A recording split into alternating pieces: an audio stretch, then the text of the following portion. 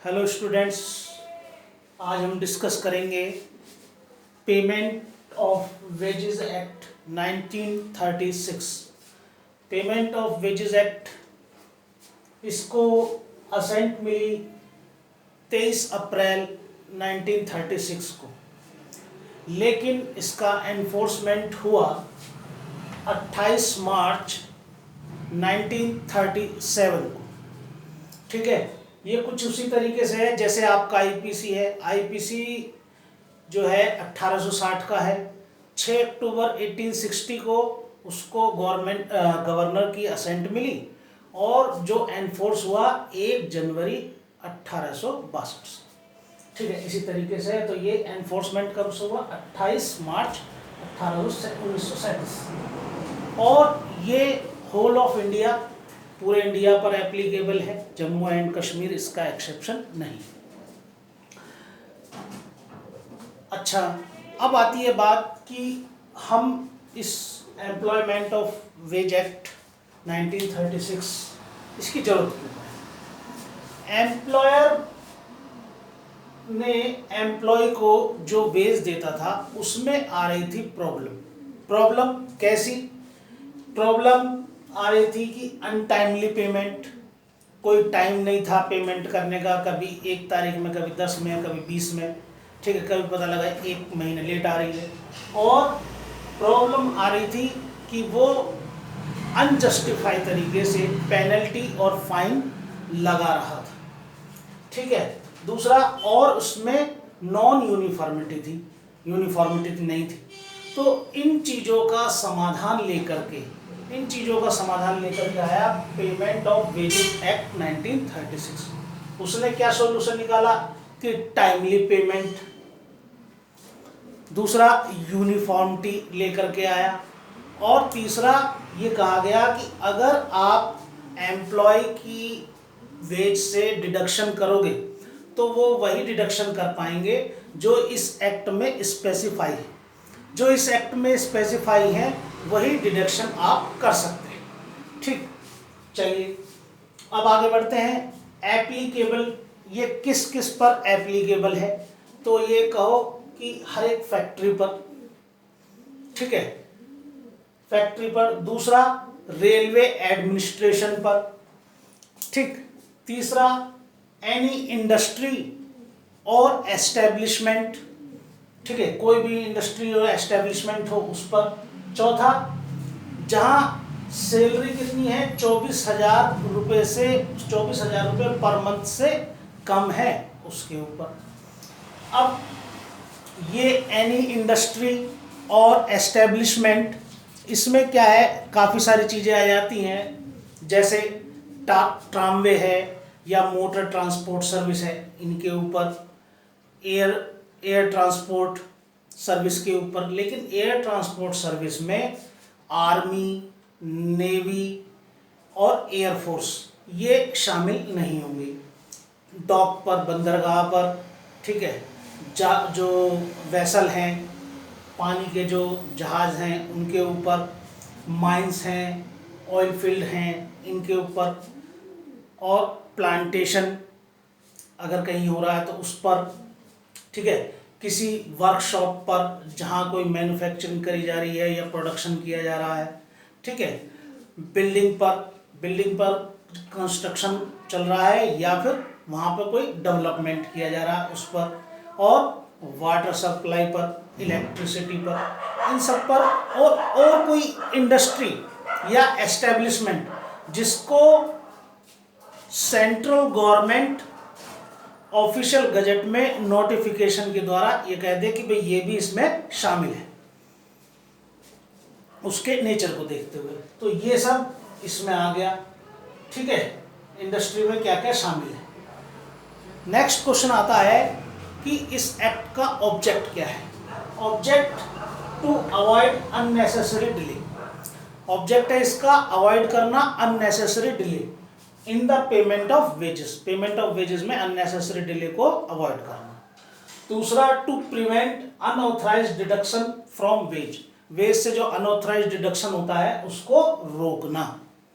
ठीक, अब नेक्स्ट हम आगे बढ़ते हैं कि वेज, जो वेज की बात हो रही है बार बार, वेज से क्या मीनिंग है, क्या अर्थ है वेज का?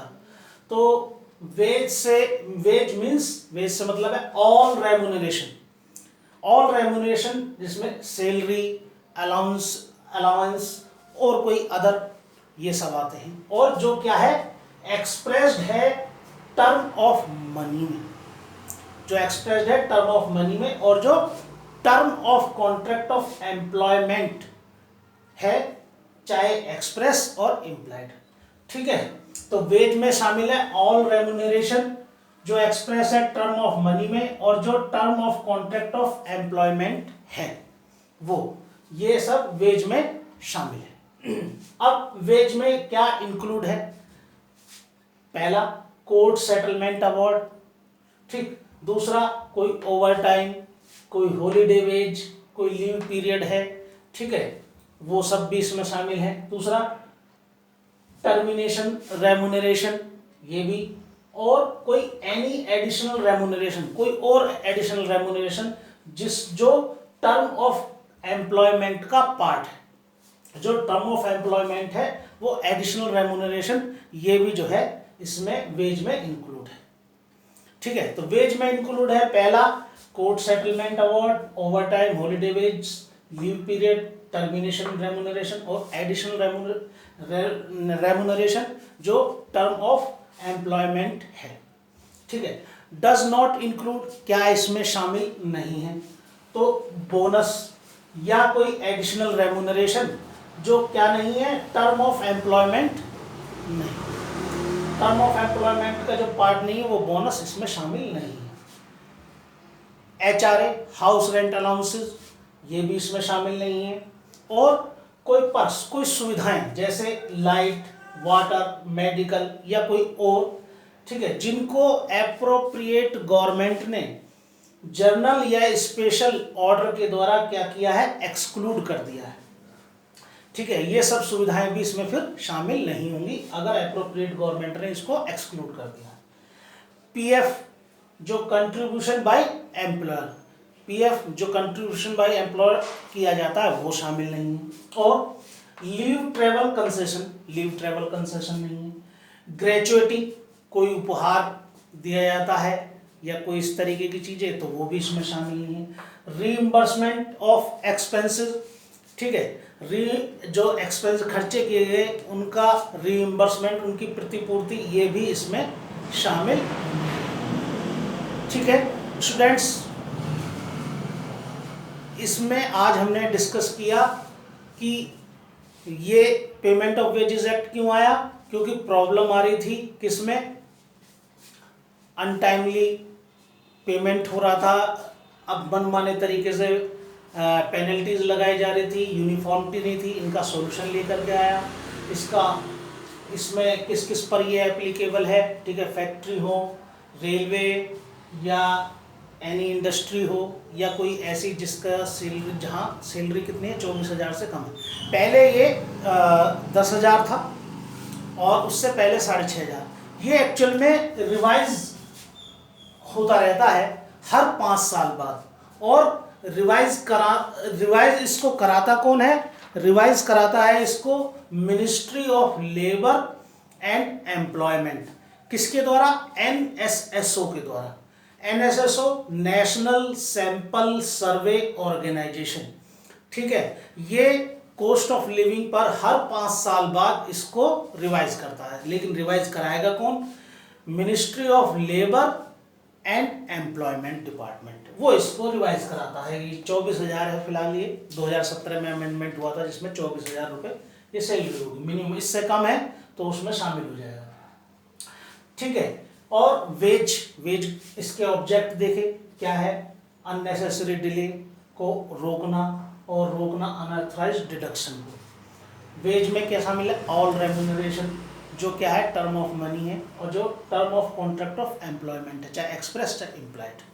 ठीक है, वेज में क्या इंक्लूड है, ये सब चीज़ें, कोर्ट ने settlement award, over time, holiday, termination remuneration, additional remuneration जो टर्म ऑफ कॉन्ट्रैक्ट का पार्ट है। और इसमें क्या शामिल नहीं है, क्या शामिल, कोई बोनस या अदर एडिशनल रेम्यूनरेशन जो टर्म ऑफ कॉन्ट्रैक्ट का पार्ट, टर्म ऑफ एम्प्लॉयमेंट का पार्ट नहीं।